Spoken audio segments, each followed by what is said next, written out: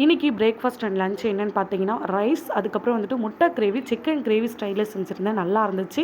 அப்படியே சைடில் வந்துட்டு எக் பொடி மசாலா பண்ணியிருந்தேன். பெரிய பெரிய பீஸாக இருந்தால் தான் என்னோட ஹஸ்பண்ட்க்கு பிடிக்கும். ஸோ அதனால தான் எக் வந்துட்டு நல்லா பெரிய பெரிய பொடி மசாலா பண்ணியிருந்தேன்.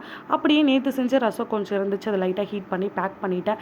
இதெல்லாம் வந்து சமைக்கிறது கூட ஈஸி. ஆனால் இந்த ஐட்டம்ஸ்லாம் ஆறுறதுக்கு தான் ரொம்ப லேட் ஆகிடுது. ஏன்னா நல்லா ஆற வச்சு கொடுத்தா தான் அவர் மத்தியானம் சாப்பிடும்போது நல்லாயிருக்கும், இல்லைனா தண்ணி விட்டுடும்.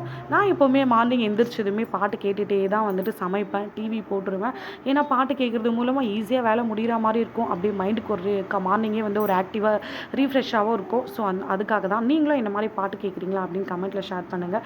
என்னோட ஹஸ்பண்ட் டெய்லி ஒரு பாக்ஸ் வந்துட்டு தொலைச்சிட்டு வராரு. ஸோ அதனால் இனிமேல் இந்த கவரில் தான் இவருக்கு பேக் பண்ணி கொடுக்கணும் அப்படின்னு சொல்லி முடிவு பண்ணிட்டேன். ரைஸ் மட்டும் வந்து பாக்ஸில் போட்டுட்டு குழம்புலாம் வந்து இந்த கவரில் பேக் பண்ணி நல்லா நூல் போட்டு கட்டி கொடுத்துருவேன். வேறு வழி இல்லை. உங்கள் ஹஸ்பண்டும் இந்த மாதிரி தான் தொலைச்சிட்டு வராங்களான்னு சொல்லுங்கள். இந்த வீடியோ உங்களுக்கு பிடிச்சா லைக் பண்ணுங்கள். அப்படி சப்ஸ்கிரைபும் பண்ணிடுங்க.